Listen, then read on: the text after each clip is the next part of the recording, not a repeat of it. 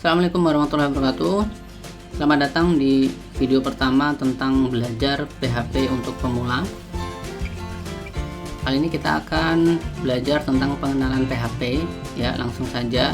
Yang pertama adalah sejarah singkat PHP. PHP diciptakan oleh Rasmus Lefdorf ya pada tahun 1994, yaitu bernama Personal Homepage. Nah, di tahun 94 ya, 1 tahun setelah penciptaan oleh Rasmus Lefdorf, Rasmus ini menciptakan yang namanya PHP FI, yaitu PHP from Interpreted. Nah, di tahun 97 dirilislah PHP FI 2.0. Nah, di tahun yang sama ada perusahaan yang menilai PHP ini sangat bagus. Nah, makanya perusahaan itu yang bernama Zen ya menulis ulang PHP FI ini lebih bersih supaya orang-orang bisa menggunakan PHP dengan mudah. Nah, setahun setelah itu PHP merilis PHP 3.0 dan singkatannya diubah menjadi akronim berulang, yaitu PHP Hypertext Preprocessor. Jadi itu adalah awalnya mengapa PHP itu namanya PHP tapi singkatannya kok Hypertext Preprocessor. Jadi ini adalah sejarahnya, yang awalnya Personal Homepage kemudian diubah menjadi akronim berulang PHP Hypertext Preprocessor, dan PHP terus berkembang sampai saat ini adalah versi 8.0.8. Ini versi terbaru ketika video ini dibuat. Nah, selanjutnya, apa itu PHP? Ini ya tadi singkatan dari PHP Hypertext Preprocessor. Nah, bahasa PHP itu berbentuk script yang ditempatkan di server dan diproses di server, yang hasilnya dikirim ke klien atau ke tempat pemakai menggunakan browser. Nah, PHP ini sebetulnya awalnya adalah dirancang untuk membuat aplikasi web dinamis. Ya, untuk membuat web dinamis. Selama ini kita sudah belajar tentang HTML, CSS, Bootstrap, itu merupakan web statis. Nah, PHP ini untuk membuat web dinamis.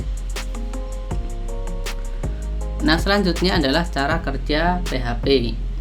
Cara kerja PHP adalah ini. Yang pertama, ini ada beberapa poin ya. Nah, ini ada poin pengguna, kemudian ada web server, ada mesin PHP, kemudian ada database.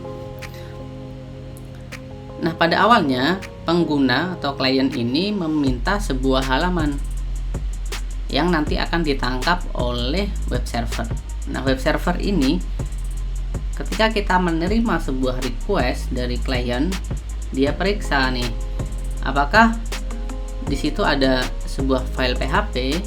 Kalau misalnya tidak ada file PHP, berarti web server cukup sampai di sini kerjanya, lalu langsung dikembalikan ke klien dalam bentuk HTML. Ya, ini kalau misalnya requestnya tidak ada file.php. Nah, kalau misalnya ada PHP, maka web server tidak sampai di sini. Web server akan mengirimkan request tersebut ke mesin PHP. Nah, di sini mesin PHP.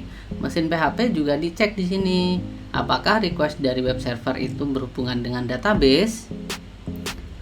Ya, apakah berhubungan dengan database? Kalau misalnya tidak ada hubungannya dengan database, maka mesin PHP ini langsung mengembalikan ke web server dalam bentuk HTML. Baru web server mengembalikan lagi ke klien dalam bentuk HTML. Nah, misalnya di mesin PHP ini menemukan database. Kok ada aktivitas ke database gitu ya, entah itu ambil data, kemudian memberikan data, maka dia mesin PHP ini akan mengirimkan ke database. Apakah itu put data atau get data, ambil data atau meletakkan data. Baru database ini mengembalikan lagi ke mesin PHP, baru dikirim ke web server dalam bentuk HTML. web server lanjut lagi ke web browser dalam bentuk HTML. Nah, itu adalah cara kerja PHP. Oke, selanjutnya. Nah, nanti persiapan belajarnya kita menggunakan text editor VS Code. Tapi teman-teman bisa menggunakan yang lainnya seperti Sublime Text, Bracket, Notepad++, ada Atom, tuh, dan lainnya. Kalau misalnya teman-teman mau menggunakan yang lebih nyaman, silahkan. Kemudian browser. Untuk browser menggunakan Google Chrome dan alternatifnya Firefox, Opera, Microsoft Edge ya. Silahkan untuk browser ini sebisa mungkin kita install lebih dari 3. Karena untuk testing ya. Jadi kita sebagai web programmer itu harus selalu membuat pengujian apakah web server itu web yang kita buat itu kompatibel dengan beberapa browser, atau sebaliknya malah di satu browser berjalan tapi di browser yang lainnya ada sedikit masalah. Nah, kita harus memastikan web yang kita buat itu kompatibel dengan semua browser, karena kita tidak tahu pengguna kita menggunakan browser apa gitu ya. Nah, web servernya kita menggunakan Apache. Nah, web server itu ada Lightspeed juga, ada Nginx juga.